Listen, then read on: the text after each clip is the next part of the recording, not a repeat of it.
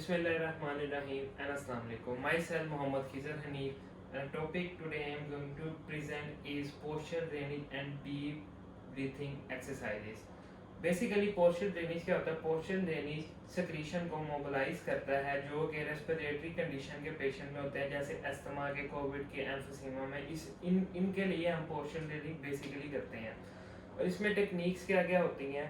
सबसे पहले होता है मेन होता है पोजीशन, क्योंकि ग्रेविटी असिस्ट करती है स्पूटम को, स्क्रीशन को आउट करने के लिए। वो कफिंग और हफिंग के साथ साथ आउट हो जाती है, पर बेसिकली ग्रेविटी एक्ट करती है। और इसमें टेक्निक्स में क्या देखते हैं?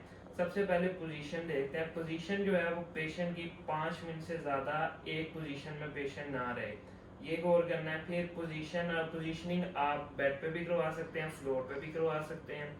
फिर पेशेंट से कहना है कि नोज से ब्रीथ इन करे और माउथ से ब्रीथ आउट करे। इसका इफेक्ट ज़रा ज़्यादा होता है, स्पूटम ज़्यादा रिलीज होता है।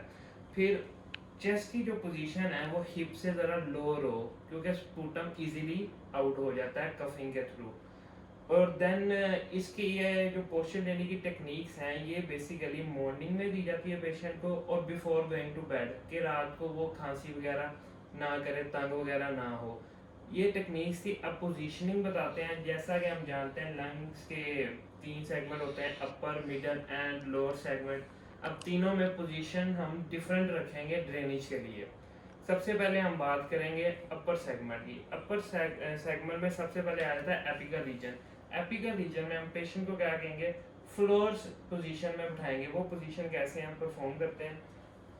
टंग सीधी कर लें। सेमी कुशन और पिलो की हम हेल्प करेंगे, नी स्लाइटली बेंड करेंगे।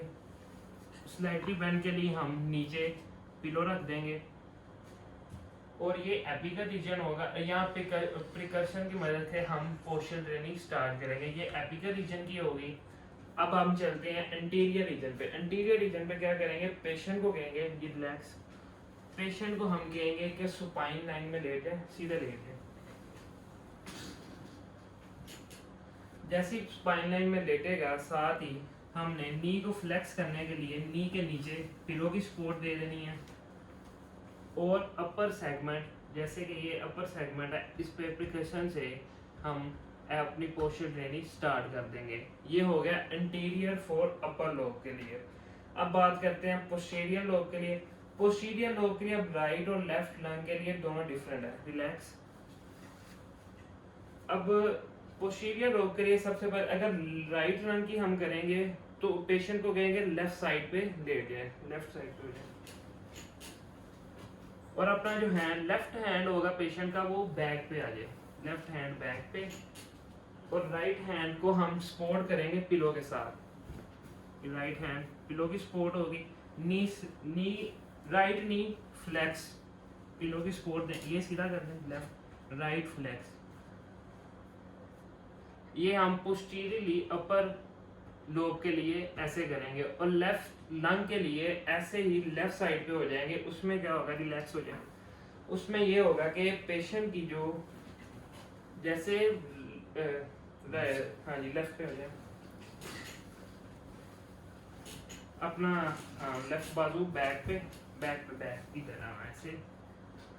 इसकी सपोर्ट के लिए फिर वही पिलो आगे देंगे और साथ में दोनों नी फ्लेक्स रखेंगे इसमें लेफ्ट के लिए। और पोस्टीरियर अपर लोब की प्रिकशन के साथ हम पोस्चर ट्रेनिंग स्टार्ट करेंगे। रिलैक्स।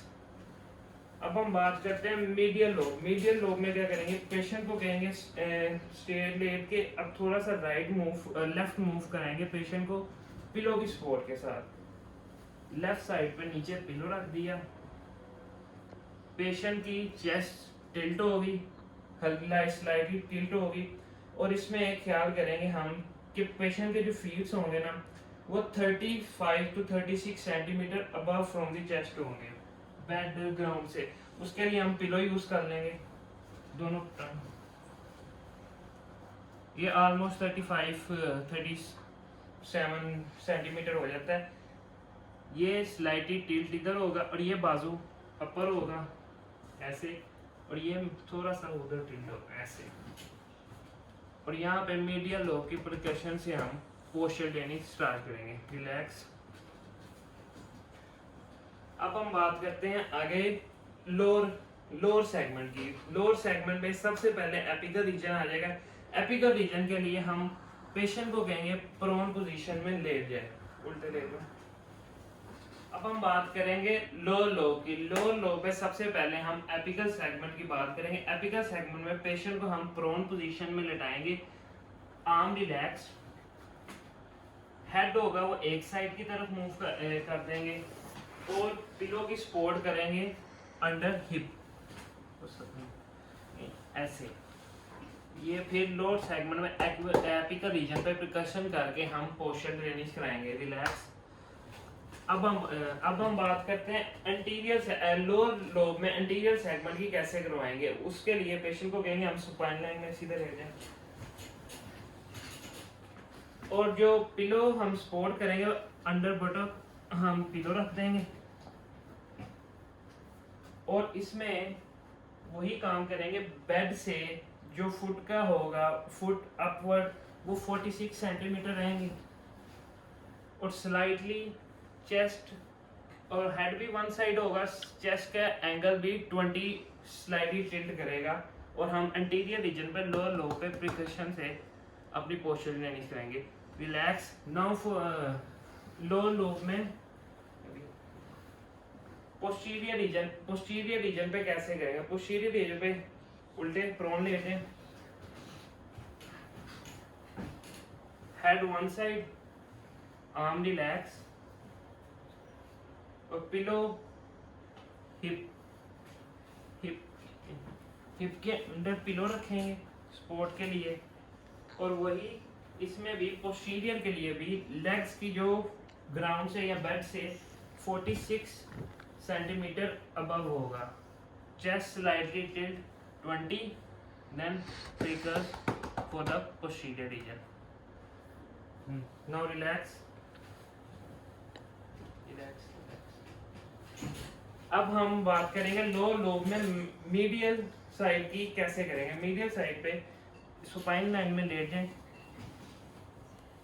स्लाइड्स राइट मूव कर लें और राइट मूव करने के लिए हम लेफ्ट साइड पे पिलो की सपोर्ट दे देंगे और राइट साइड पे ही हम शोल्डर और हिप के लिए भी पिलो की सपोर्ट देंगे।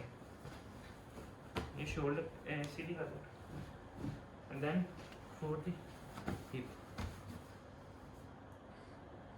और फुट से हम 46 सेंटीमीटर अबव कर लेंगे बेड से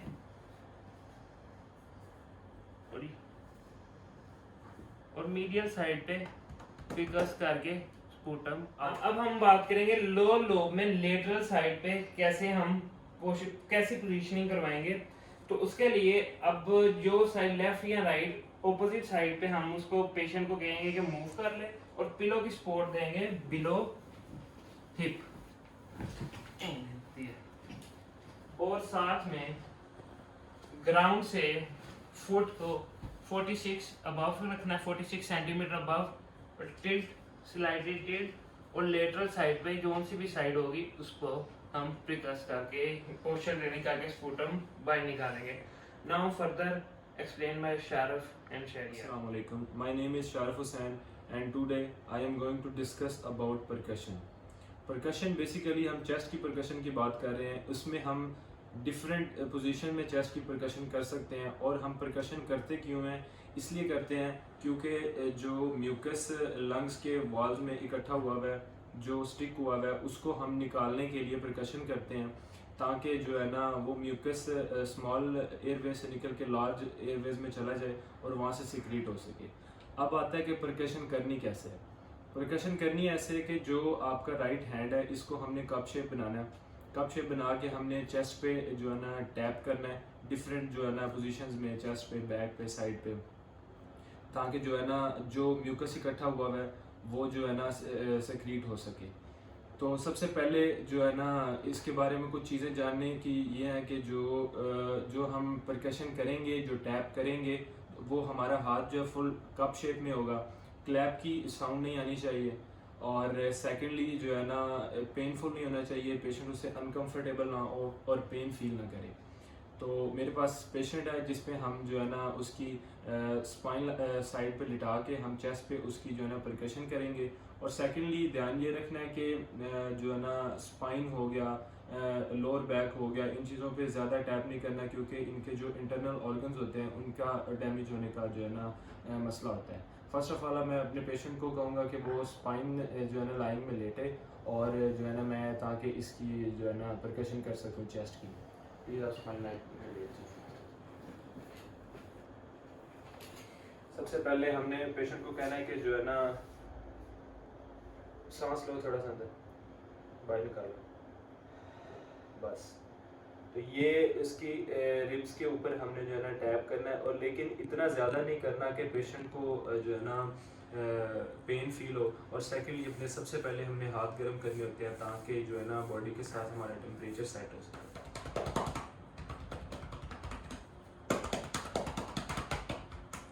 अब हम अपने पेशेंट की पोजीशन चेंज करवाएंगे। अब इसको हम जो है ना प्रोन लाइन में लिटा के बैक साइड से हम जो है ना परकशन करेंगे। काइंडली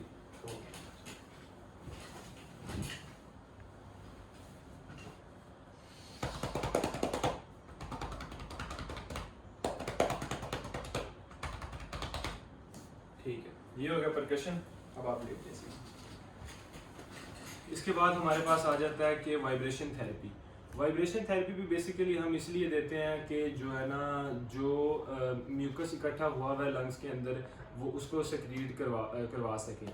और उसके लिए होता ये है कि हम अपने जो हाथ हैं उनको जो है ना चेस्ट के इनवर्ट जो है ना वाइब्रेट करते हैं और थोड़ी हाई इंटेंसिटी में करते हैं ताकि जो है ना वो म्यूकस सिक्रेट कर सके। और सेकेंडली हम करते हैं कि पेशेंट को कहते हैं कि वो इनहेल करे। जब वो फुल इनहेल कर ले तो जब वो एक्सहेल करता है तो उसके एक्सहेल के वक्त ही हमने जो है ना वाइब्रेशन देनी होती है, उसको वाइब्रेशन थेरेपी देनी है। इसी तरह हमारे पास मेरा पेशेंट है तो इसको हम प्रोन लाइन में लिटा के जो है ना इसको वाइब्रेशन थेरेपी देते हैं। पहले आप प्रोन लाइन में लेते हैं।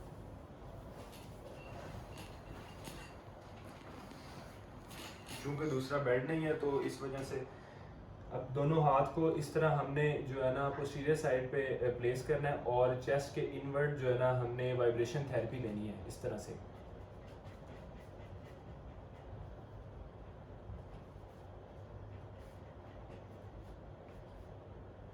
ठीक है, इसी तरह से हम डिफरेंट पोजीशन में सुपाइन लाइन में भी दे सकते हैं। इसके बाद हमारे पास आ जाता है मैनुअल हाइपर इन्फ्लेशन। इसमें होता ये है कि एक मोडालिटी होती है जिसको हम पेशेंट के ऑरली जो है ना नाली जो इंसर्ट करते हैं और उसके साथ एक रेसिपिटेटर बैग होता है, उसके साथ हम हवा पंप करते हैं जो है ना लंग्स में। वो इसलिए करते हैं क्योंकि उन पेशेंट्स के लिए करते हैं जो वॉलंटिस ठीक तरह से सांस नहीं ले सकते। चूँकि अब हमारे पास ये मोडालिटी मौजूद नहीं है तो हम नेक्स्ट टॉपिक की तरफ चलते हैं। इसके बाद हमारे पास आ जाता है एक्टिव साइकिल ब्रीदिंग टेक्निक्स। उसमें ये होता है कि पेशेंट को हमने कहना है कि थोड़ी जो है ना अपनी मर्ज़ी की पोजीशन में, कंफर्टेबल पोजीशन में उसको बिठाना है और उसको कहना है कि 2-3 दफ़ा इनहेल और एक्सहेल करे।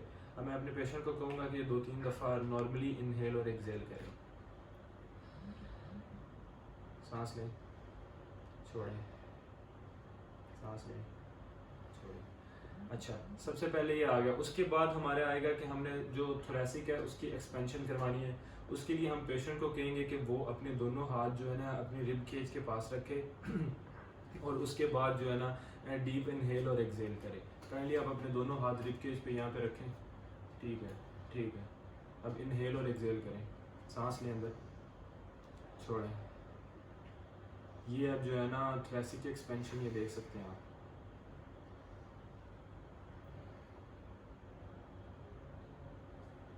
ठीक है, इसके बाद हमारे पास आ जाता है हफिंग और कफिंग।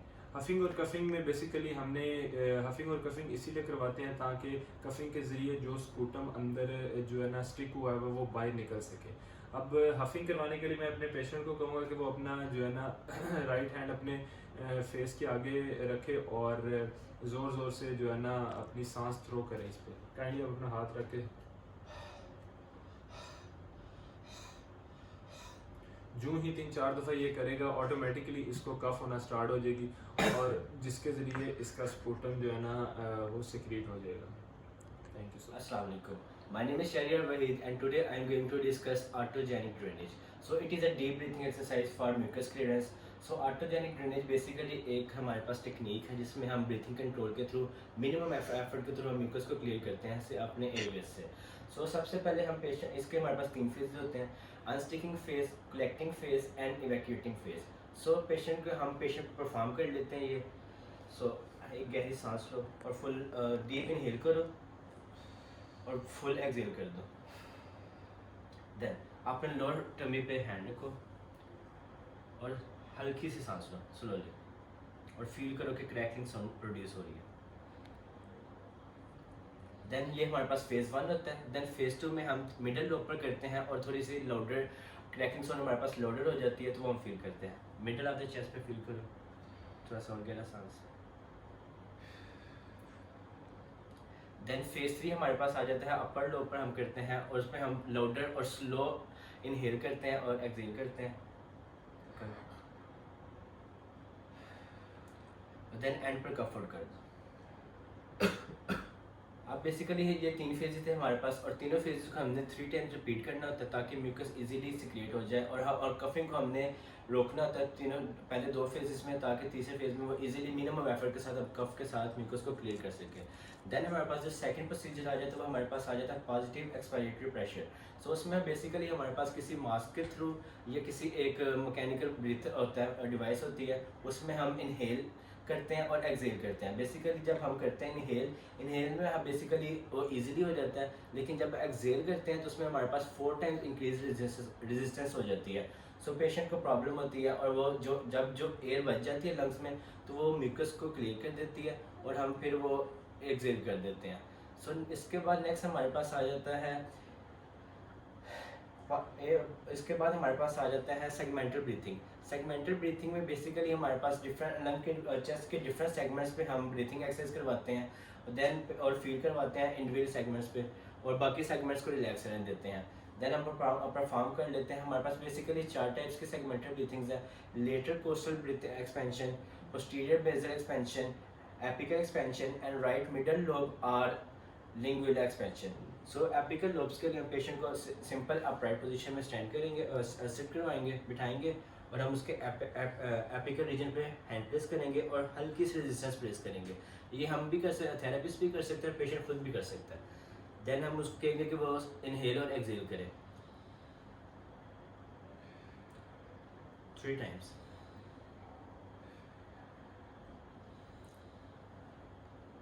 देन सेम इसी तरह हम इसके लेटरल कोस्टल मार्जिन पे करेंगे परफॉर्म और फोकस करें. देन हम मिडिल लोब पर सेम इसी तरह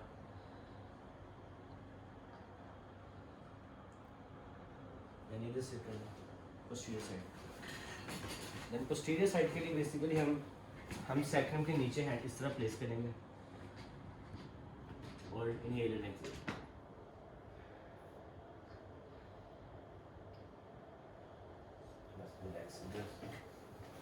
देन नेक्स्ट हमारे पास आ जाता है breathing exercises. Breathing exercise basically हम 3 to 4 साइकिल्स करवाते हैं और इससे ज़्यादा नहीं करवाते. सबसे पहले हमारे पास आ जाती है एब्डोमिनल ब्रीथिंग. सो पेशेंट को हम एब्डोमिनल ब्रीथिंग में पेशेंट को स्पाइन लाइन में लेटाएंगे और उसके नी स्लाइटली फ्लेक्स्ड. देन उसके जो दोनों हाथ है, एक हाथ हम चेस्ट पे रखेंगे और एक हाथ उसकी बेली पे. देन उसका जब हम इनहेल करेगा तो उसका जो हाथ बेली पर है वो खुद ही पुश आउट होगा. इनहेल करो और फील करो अपने हाथ को पुश आउट होते हुए. नोज के थ्रू इनहेल करना है. पर इसमें हम करते हैं कि नोज के थ्रू इनहेल करवाते हैं और पर्स लिप के थ्रू एक्सहेल करवाते हैं. नोज के थ्रू हाँ 3 टाइम्स करो.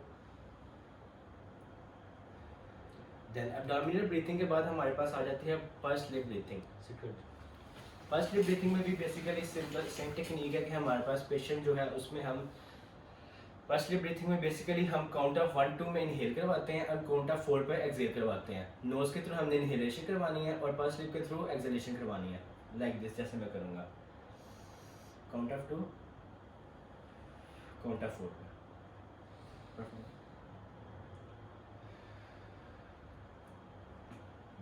देन पर्स स्लिप ब्रीथिंग के बाद हमारे पास आ जाती है न्यूरोफिजियोलॉजिकल फैसिलिटेशन। सो बेसिकली ये हम करवाते हैं अनकॉन्शियस पेशेंट्स पे जाके जो वेंटिलेटर पे होते हैं, वो खुद उनकी ब्रीथिंग रेट को हम एक्सेलेरेट करने के लिए करवाते हैं। सो बेसिकली इसमें भी हमारे पास डिफरेंट पोजीशंस आ जाती हैं। इसमें हमारे पास 4 टेक्निक्स हैं। सबसे पहले हमारे पास आ जाता है, नेक्स्ट हमारे पास आ जाता है न्यूरोफिजियोलॉजिकल फैसिलिटेशन। सो बेसिकली ये हम परफॉर्म करवाते हैं उन पेशेंट्स पे जो कि अनकॉन्शियस होते हैं या वेंटिलेटर्स पे होते हैं। इनको हम एक्सटर्नल प्रोप्रियोसेप्टिव स्टिमुलस देते हैं और इनकी ब्रीथिंग रेट इंक्रीज हो जाता है इससे। सो बेसिकली इसमें हमारे पास 4 टाइप्स आ जाते हैं, perioral stimulations, intercostal stretch, co contraction of abdominal muscles and vertebral pressure. So ये हम 1 बाय 1 देख लेते हैं। सो पेरिओरल स्टिमुलेशन में बेसिकली हमने अपने इंडेक्स फिंगर पेशेंट के अपर लिप्स पे रखनी होती है, नोज पे रखनी होती है और इनहेल और एक्सहेल करवाना होता है। इसको हम सकिंग रिफ्लेक्स भी कहते हैं। देन इसके बाद हमारे पास आ जाता है इंटरकोस्टल स्ट्रेच। ये हमने along the down towards the lips करना होता है, not towards the back.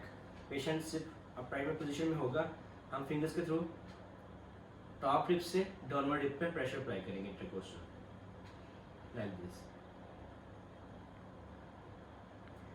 Intercostal stretch के बाद हमारे पास आ जाता है को contraction of abdominal muscles, spine line में।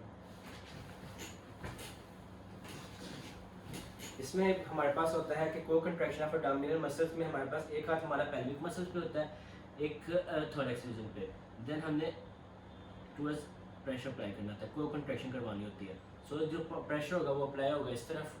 देन इसके बाद हमारे पास आ जाता है को वर्टिब्रल प्रेशर अप्लाई करना होता है हमने। पेशेंट के हेड के नीचे से हमने हाथ उसके वर्टिब्रा से ये हाथ हमने इसके नीचे प्लेस करके वर्टिब्रास को हमने अपवर्ड पुश करना होता है। ये हमारे पास आ जाता है वर्टिब्रल प्रेशर। देन लास्ट में हमारे पास आ जाता है इंसेंटिव स्पायरोमीटर। बेसिकली ये आफ्टर सर्जरी हम लंग्स के वॉल्यूम को रिस्टोर करने के लिए हम ये डिवाइस यूज़ करते हैं। तो इसमें होता ये है कि जो पेशेंट है वो इनहेल और इनहेल करता है डीपली स्लोली। तो उसमें हमारे पास वो जो पेशेंट है वो स्पायरोमीटर को देख रहा होता है और जो हमारे पास थेरेपिस्ट होता है वो उसके ब्रीथिंग पैटर्न को देख रहा होता है। सो ये बहुत अच्छी टेक्निक है हमारे पास और इसमें हम देख लेते हैं। Thank you so much.